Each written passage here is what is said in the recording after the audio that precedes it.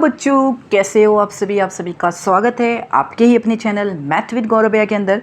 तो आज के इस वीडियो के अंदर हम करने वाले आपकी मेरे प्यारे बच्चों class 11 chapter number 2 relations and functions का मिसलिनियस एक्सरसाइज का क्वेश्चन नंबर 1, 2, 3, 4। इससे पहले चैनल पे नया आया तो वीडियो को लाइक करना और चैनल को सब्सक्राइब करके बाकी के भी सॉल्यूशंस आप एंजॉय कर सकते हो, देख सकते हो। नीचे प्लेलिस्ट का लिंक दे रखा होगा डिस्क्रिप्शन में, वहाँ पे बस एक क्लिक करके सेव कर लो उस प्लेलिस्ट को। पूरी क्लास 11 आपके वो काम आने वाली है।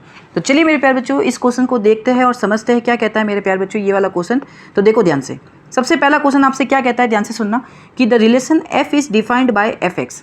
अब एक फंक्शन दे रखा है एफ एक्स, एक्स स्क्वायर है कब, जब एक्स आपका या तो जीरो से बड़ा हो, या तो 3 या 3 से छोटा हो, और 3x या तो 3x कब हो, 3 से बड़ा और इक्वल हो, और 10 से छोटा और इक्वल हो। और gx एक फंक्शन दे रखा है आपको, ये देख सकते हो आप, ठीक है। हाँ भैया, आपसे पूछा ये बताओ f फंक्शन है और g फंक्शन नहीं है, मतलब ये वाला फंक्शन है fx और ये gx क्या है, फंक्शन नहीं है।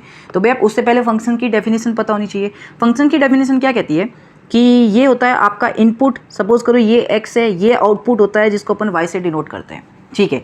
तो फंक्शन क्या कहता है कि आपके x के अंदर जितने भी एलिमेंट्स हैं, हाँ भैया, उनकी एक ही इमेज होनी चाहिए बी सेट के अंदर, मतलब दूसरे सेट के अंदर। इसका मतलब क्या कहना चाहता हूँ कि अगर इसके अंदर 1 2 3 है, इसके अंदर 4 5 6 है, तो भैया ये कुछ ऐसा दे रखा है आपको, तो ये क्या है, एक फंक्शन है। क्यों?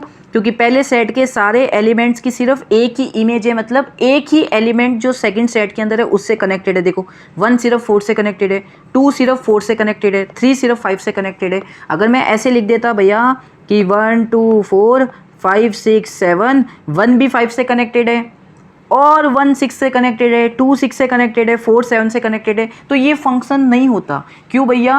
क्योंकि भैया पहले सेट के अंदर जितने भी एलिमेंट्स है उनकी सिर्फ एक ही इमेज होनी चाहिए, मतलब एक ही एलिमेंट से कनेक्टेड होनी चाहिए दूसरे सेट से।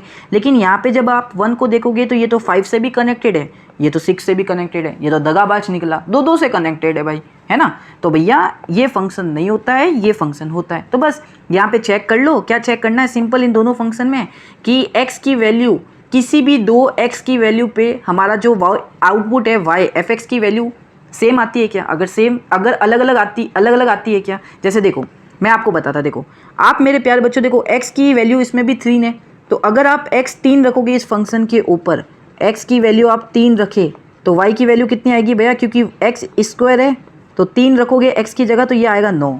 मैंने कहा हाँ भैया, और भैया 3 तो यहाँ पे भी है, हाँ तो 3 यहाँ पे भी है, x की वैल्यू 3 यहाँ पे भी इक्वल का साइन है, तो इसमें भी 3, x में भी 3 रखोगे तो x की वैल्यू इसमें भी 3 रखोगे तो y फंक्शन कितना है 3x, और यहाँ पे भी वैल्यू आएगी 9।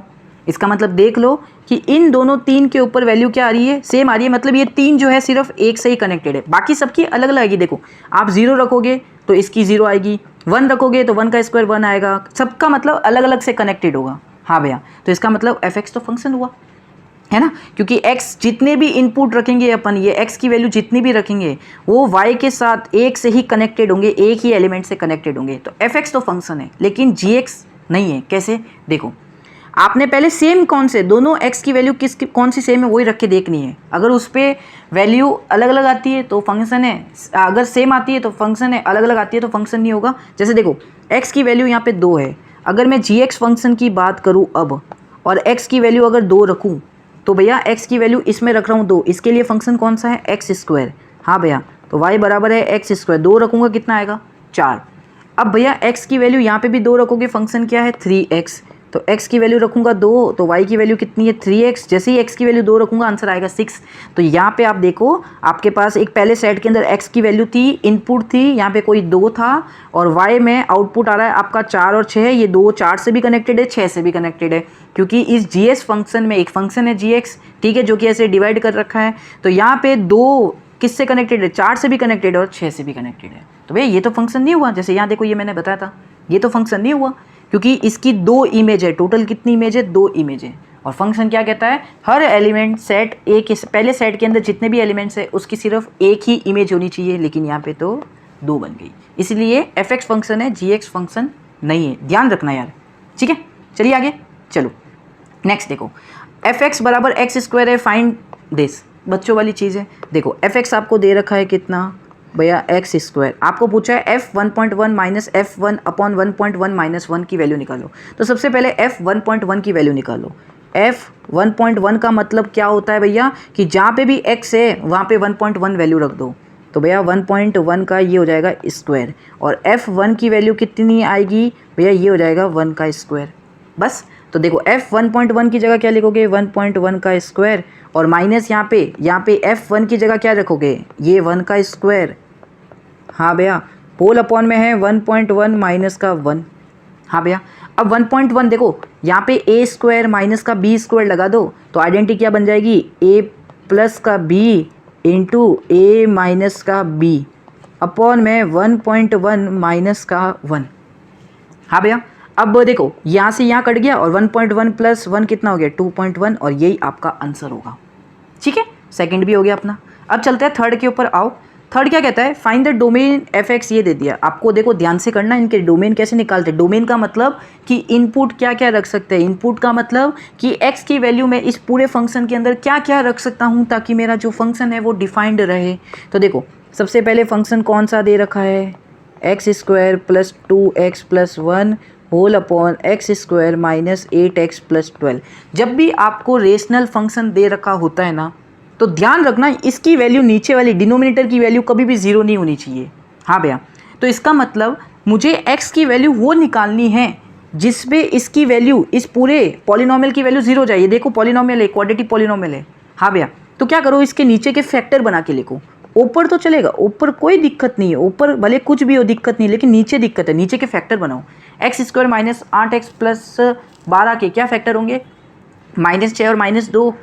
हाँ भैया, तो x माइनस 6 x माइनस 2 आएगा, x 6 और 2 आएगा, ये दो फैक्टर बनेंगे, x माइनस 6 और x माइनस का 2। मल्टीप्लाई करके देख लो, वापस आपके पास यही बनेगा। हाँ भैया, अब यहाँ पे x की वैल्यू क्या रखूँ मैं कि पूरे फंक्शन की वैल्यू जीरो हो जाए।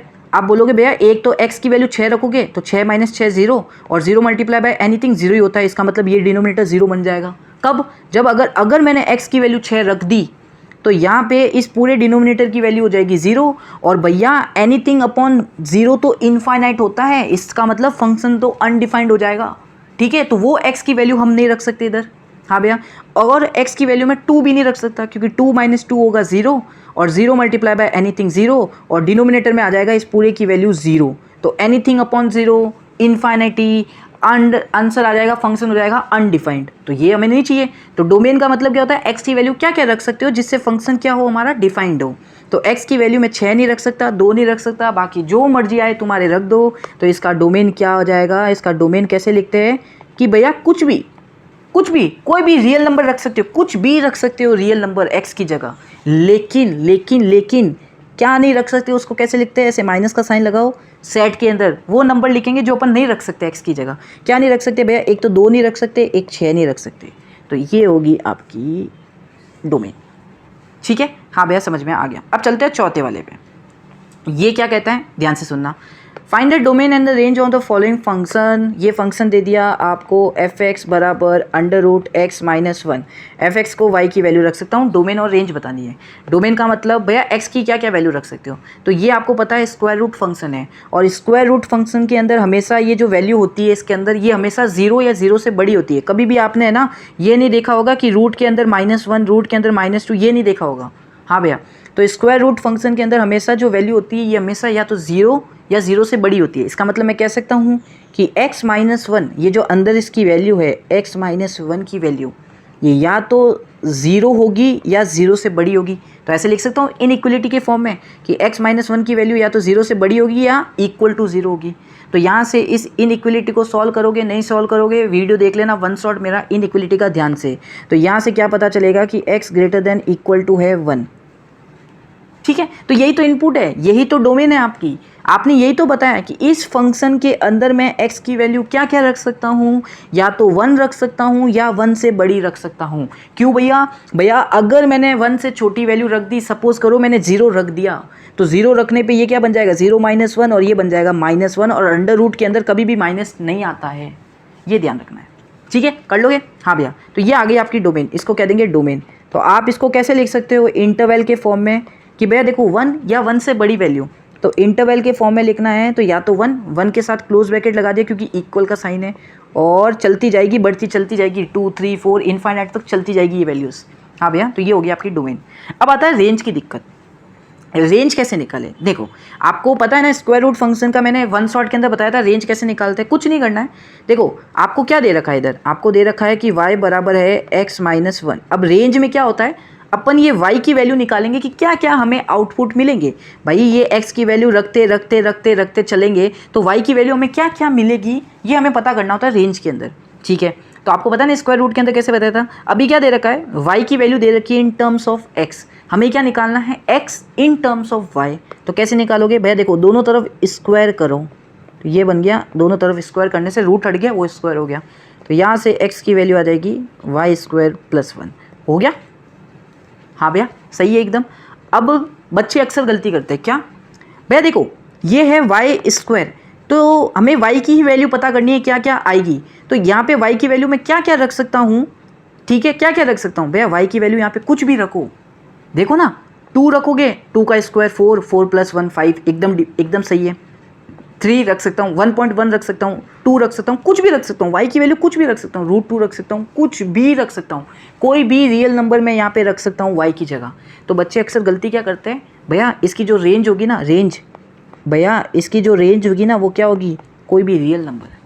एब्सोल्युटली गलत, एब्सोल्युटली गलत, एब्सोल्युटली गलत। क्यों भैया, मैंने कहा चलो आपने ये पता कर लिया कि y की वैल्यू मैं कुछ भी रख सकता हूँ और y मेरा रेंज है, तो आपने सीधा लिख दिया रेंज बराबर रियल नंबर। गलत है। क्यों? आपको ये चेक करना पड़ेगा आपका फंक्शन कौन सा गिवन है।